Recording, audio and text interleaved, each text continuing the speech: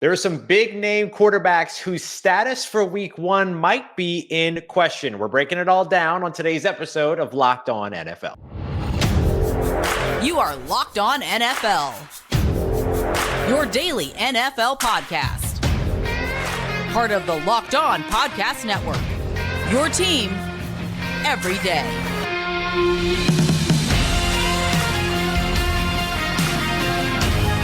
What's going on, football fans, and welcome into another episode of Locked On NFL, your daily podcast, bringing you all the biggest stories from around the National Football League every single day. Part of Locked On Podcast Network, your team every day. Thanks so much, as always, for making Locked On NFL your first listen of the day every day. Don't forget, you can always subscribe and follow for free on YouTube or wherever you get your podcasts.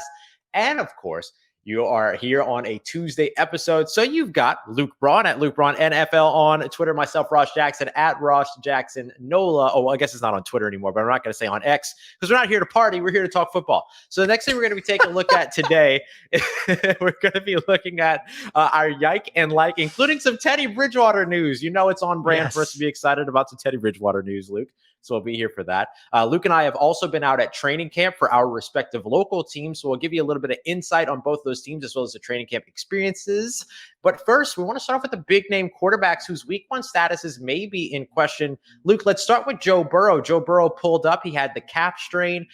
There's some question about whether or not he'll be available in week one. But Jamar Chase, his star wide receiver, says, don't worry, we don't even want you back on the field week one. Okay, I'm paraphrasing a little bit. But this feels like a pragmatic approach by wide receiver Jamar Chase, yeah?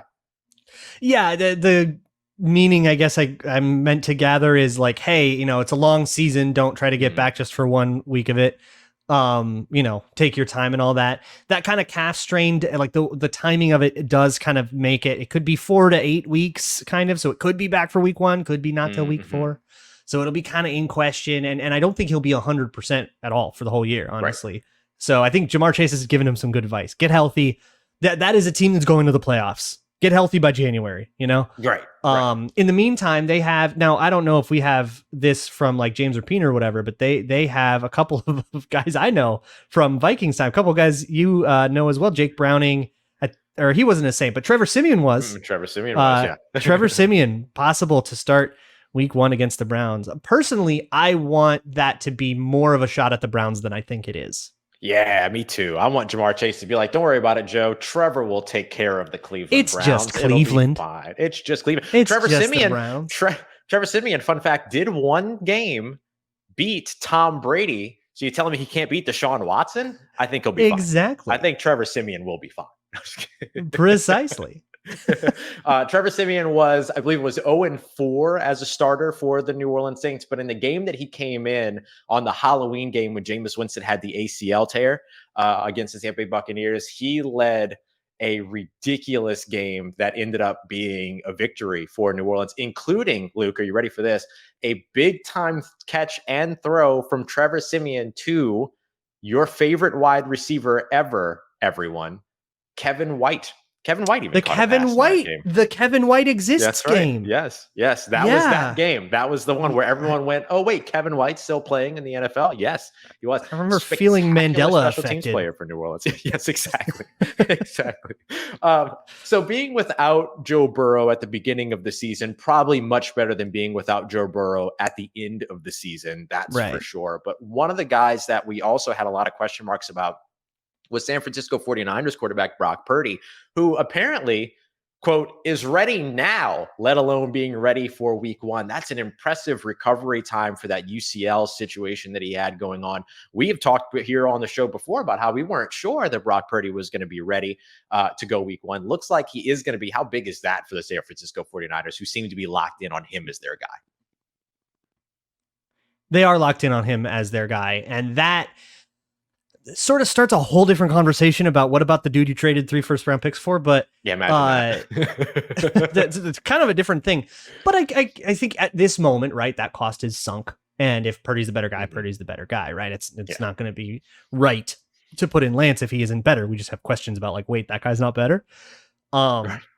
But man, what? He's really ready? Like, that's what they claim. That UCL thing, I mean, that keeps pitchers out for 18 months. I mean, this is crazy fast. Yeah. Suspiciously fast. I don't know. Is he actually ready? Are there other factors at play here that I don't want to mention? Like, yeah, I don't know. Questions, man. It's really interesting. I'm very curious because if you're a baseball fan, when we talk about this UCL surgery, UCL injury, oftentimes you Tommy hear John. about it's Tommy John surgery, right? Which is like the most dreaded of all. Oh, well, not all, but it's like the most dreaded pitcher surgery for sure when it comes to the MLB or the MLB. I'm going to get so much for that when it comes to MLB pitchers. From who? Baseball fans? They fell asleep in the 6th inning. It's fine. They'll be all right. But I also watched Drew Brees go through this UCL surgery and come back. Teddy Bridgewater only started 5 games in his place. And so it only took him 5 weeks. I believe there might have been a bye week in there as well to come back. But it was more of a hand thing than it was an elbow thing. But it was the same like ligament. So I wonder if maybe something like that happened with Brock Purdy as well, to where it's just a little bit different in terms of how that injury maybe, was, because that's a long tendon. I mean, that runs quite a ways. And so I just wonder if maybe that's what worked in Brock Purdy's favor here. Maybe, yeah. And I'm certainly no doctor. I'm just going off of the experience of like other sports injuries that are similar that I've watched, which what kind of expertise is that, right? So yeah, sure. Here comes Brock Purdy. This is so interesting for the 49ers offense because when you go from the vision of it with Trey Lance and the vision of it with Brock Purdy, they're kind of different. And a little bit. The way it is with Trey Lance, there's a lot of QB running. There's a lot of QB read, a lot of power read. It looks almost like what they're doing in Baltimore with Lamar Jackson, but with a lot of the same motion and lead blocker and interesting stuff that Kyle Shanahan does. I've been studying it quite a bit because the Vikings have very clearly been ramping up to do the same thing. So I've been really trying to get to know that. And it's really, really fascinating what they did with Trey Lance in San Francisco for the couple games that they had him with. Really seemed like it was going to be close to a revolutionary thing, and shades of RG3. Washington 2012, Kyle Shanahan was there. And if you listen to the Play Callers, which is the podcast series by Jordan Rodriguez at The Athletic, phenomenal. So good. When they got RG3, they really they took some college read option ideas that they had stolen, but they didn't even really talk to those guys. They just said, oh, I get it, read the end. And then they just made stuff up. And I think Kyle Shanahan was ready to like dust some of that old stuff off. But with Purdy, it's a totally different thing where Purdy is a point guard. He's just dish the ball to Debo and CMC and George Kittle and those guys. And so I think the 49ers season comes down to, instead of coming down to, can Trey Lance be that RG3 type guy that Kyle Shanahan, had things from 10 years ago they probably could still do. And all of the questions that come with that. Now it comes down to I'll give you a scorching take. If Kittle, McCaffrey, and Debo, if none of them experience significant missed time, if they all stay reasonably healthy, game or two here or there is notwithstanding, San Francisco 49ers win the NFC. Yeah. I think they're the best team in it. But if you lose one of those 3 guys, now suddenly you need to ask so much more of Purdy that I don't think he can make up for. So those guys need to stay healthy. And that's those guys all have injury histories. Yeah. I'm with you on that, because I feel like if Brock Purdy stays healthy in that NFC Championship game, maybe things go different against the Philadelphia Eagles. We don't know. But certainly I think seeing them head to head in the NFC Championship game again would not surprise at all. Overall, my biggest takeaway from what you just said is that I can't wait to watch Kirk Cousins run read options. And so on that note, we're going to take a look at the training camp experience. Luke was out at training camp for the Minnesota Vikings. I've been out for the New Orleans Saints. So what are we experiencing? What are we learning about these teams, and kind of what is that experience like? We're going to break all of that down as we continue on with another episode of Locked On NFL, part of Locked On Podcast Network, your team every day.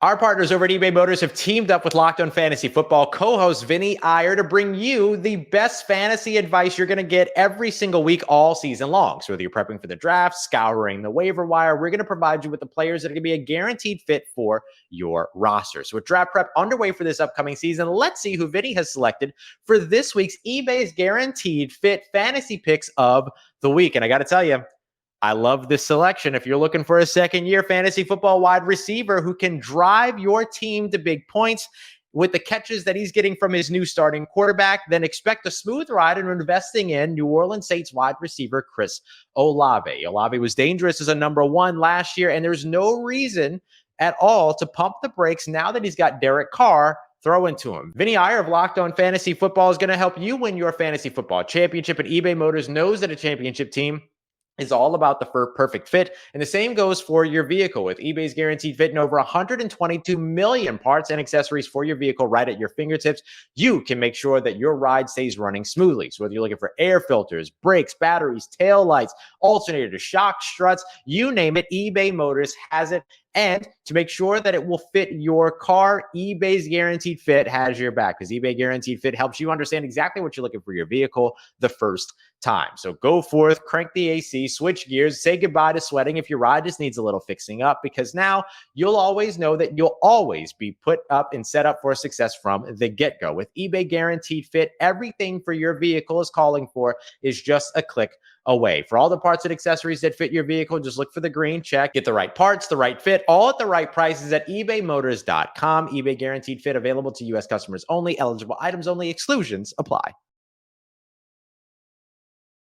All right, everybody, continuing on with today's episode of Locked On NFL. Thanks to all you everydayers out there making us your first listen of the day every day. Luke Braun, Ross Jackson here. Tomorrow will be James Rapine and Tony Wiggins breaking down some of the biggest questions, some of the hottest topics across the NFL. You don't want to miss a Wednesday here on Locked On NFL. They'll have you all covered tomorrow. Luke and I right now taking a look at some of the experience of training camp. Luke, you were out at Minnesota Vikings training camp. What stood out to you about the Minnesota Vikings aside from my joke around?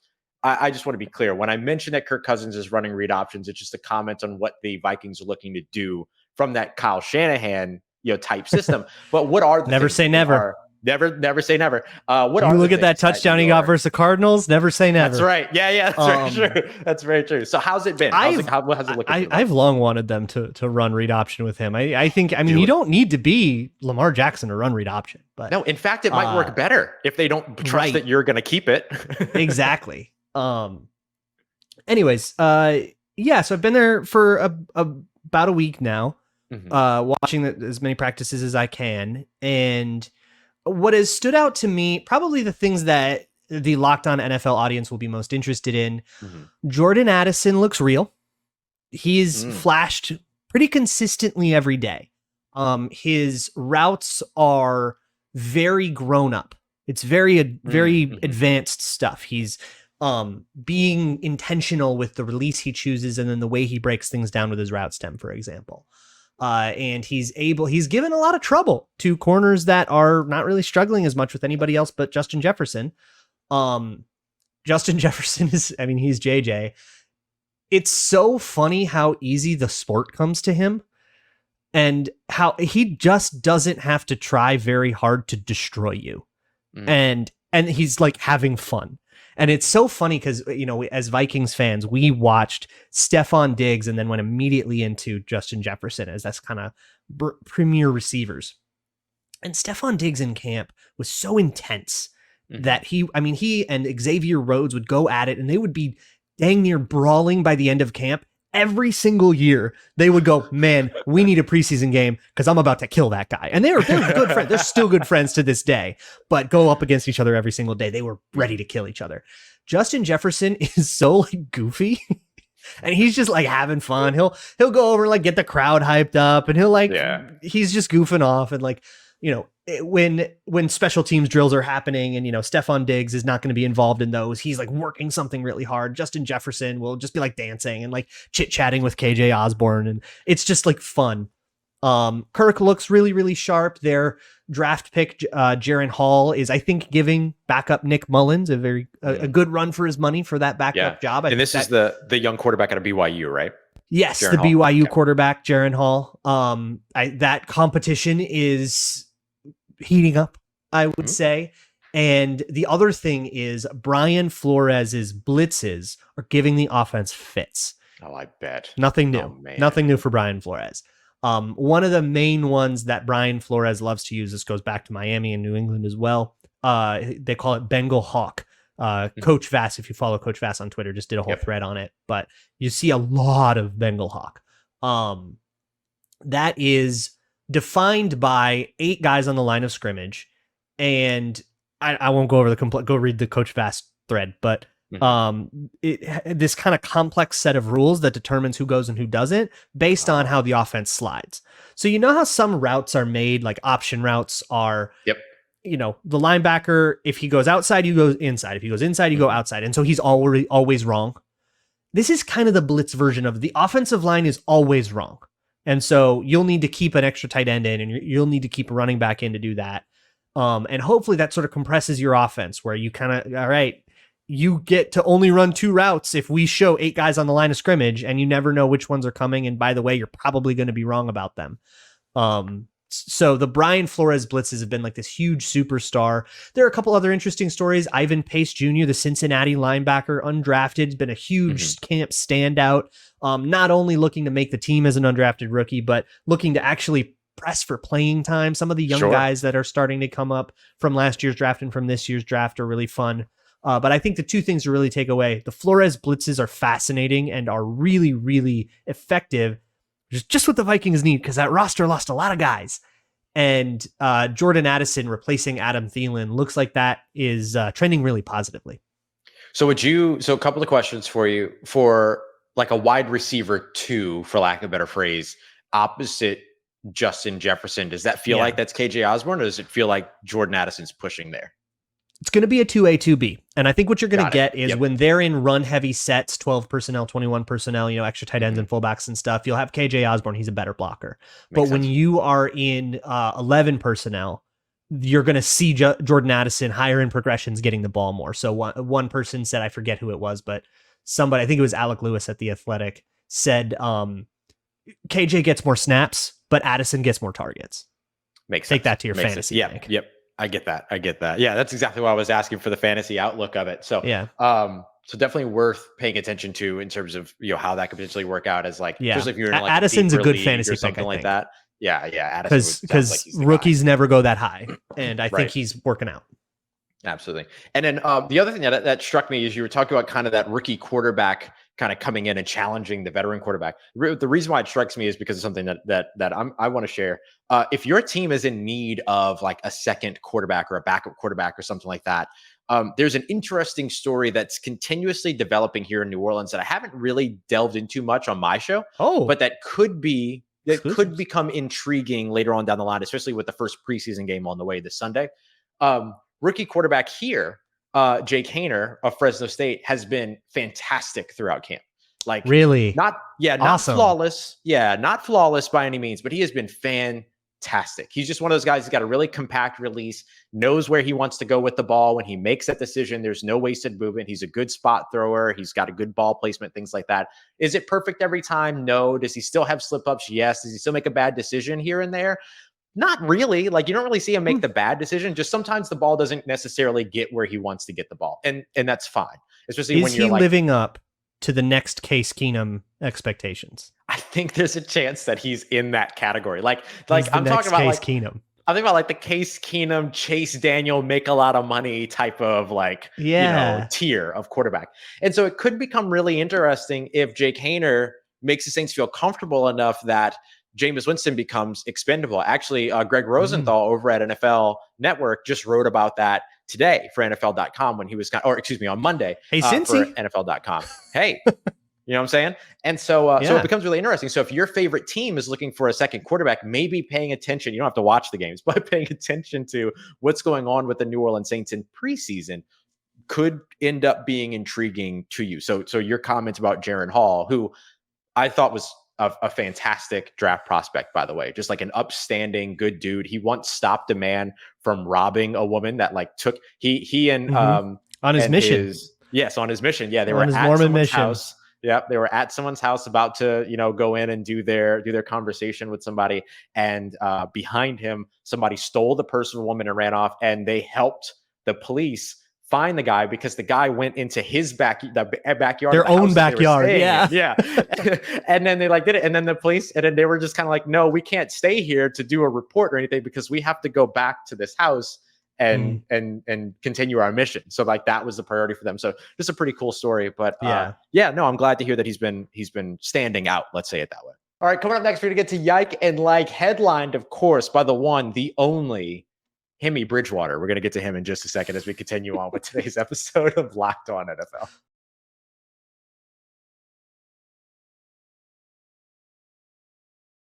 All right, everybody, wrapping up today's episode of Locked On NFL. It's a Tuesday. Luke Braun and I are here to give you our Yike and our Like. And Luke, I'm not going to waste any time here. I'm going straight to the like. Teddy Bridgewater is back on our roster where he belongs. Well, I don't know about where he belongs because he'll be with the Detroit Lions, but he is back in the league, and we love us some Teddy Bridgewater. So very excited to see him back. He has signed a deal with the Detroit Lions to back up Jared Goff, just like we all expected. Well, there's a lesson to be learned here. This is why you take quarterbacks in day 2, so that you don't have to call the Teddy Bridgewaters of the world, in the middle of August. And you don't get kind of caught without a backup quarterback. You had your day 2 picks. You could have spent one on a quarterback that can play for your team. Now, wait a minute. What if I told you that's exactly what they did? Surely he'll get some playing time eventually. Yes. Yeah. As I believe Dan Campbell said that when he's healthy, he will be competing for QB2. That's a second-round quarterback for you. Same round as Jalen Hurts. That's what the Lions get out of it. Woof. But I do love seeing Teddy back. I do love seeing Teddy back in the league. Too. We can be very happy about that. Tuesday is Teddy Day here on the Locked On NFL podcast, so we're glad to see him back. He is now a very elite immaculate grid answer. And that's true. His career sort of careening into what it was, and maybe without the injury he suffered in Minnesota, maybe it always was going to be this. Maybe he would have flamed out in Minnesota and become this sort of new team every year kind of backup journeyman type. But to come back from, I don't know if he's going to walk again and be a journeyman QB. It never, every time I think about it, I smile. It just never ceases to amaze me. Yeah. Yeah. It's awesome. All right. What you got for your like this week, Luke? My like of the week goes to an unlikely place for a Vikings fan, but it's Aaron Rodgers. Who there's a clip from a teaser for Hard Knocks for the Jets. Aaron Rodgers called some plays in the Hall of Fame game. I think that rips. That's cool. That's awesome. Super dope. Zach Wilson, there's this great clip of him saying, I forget who the receiver was, but his name was Malik. Malik's going to be open, and saying that to Garrett Wilson. As the defense, as he sees the defensive personnel and stuff, I think he understands what's going to happen. And sure enough, it's this big long bomb. And all of the celebration and stuff. He's just having a little fun out there. And here's what I love about it. The Jets have made Aaron Rodgers happy in a way the Packers never could. And that brings me joy. Yeah. That really your Ring of Honor, Hall of Famer, Super Bowl winning champion of your franchise for a decade, again, likes it somewhere else. That brings me a lot of happiness. I guess that works out pretty well. No, it has been cool, man. I'm not gonna lie. I made a lot of jokes about, the darkness retreat and all that stuff during the Hall of Fame game when the light goes out. Yeah. And there's that photo of him sitting in the dark and stuff. And I did, but it is, I'm not gonna lie, it is great to see a guy who is probably playing within his last couple of years in the NFL, finally be in a place where he's happy. He doesn't feel like he's having to re-ask for a bunch of stuff and everything. It is a good thing for him. And especially with everything that's going on with, Sean Payton and Nathaniel Hackett and what that week 5 game is going to be in Denver and all these other things.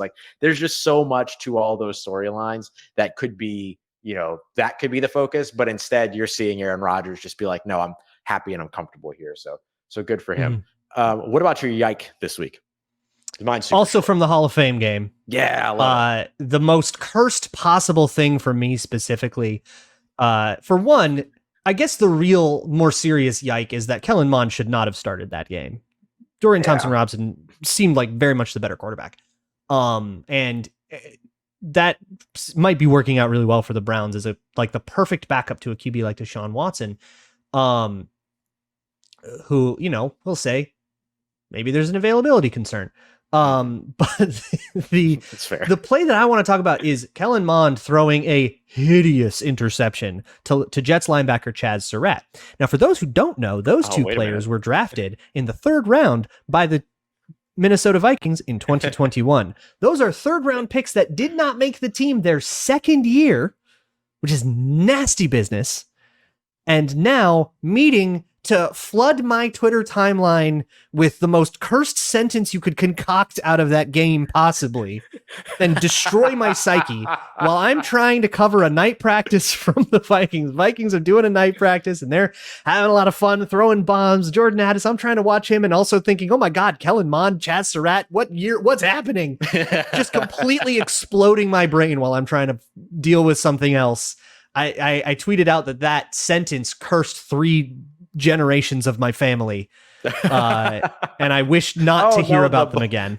The Bond bloodline in shambles. Well, we had a run.